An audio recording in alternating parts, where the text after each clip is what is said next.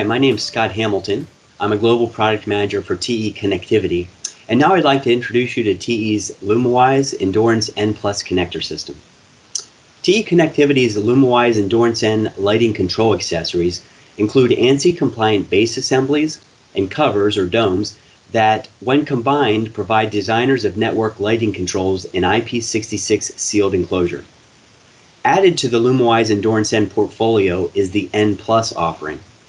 A next-generation offering, the N Plus base includes an integrated gasket and new contact spacing.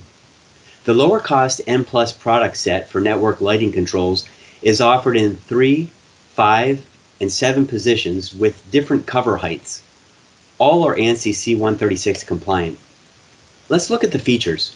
First, TE's proven power and signal contact interface was carried over into the N Plus offering, ensuring long-term reliability at the mating interface, while new contact spacing simplifies PCBA layout and design.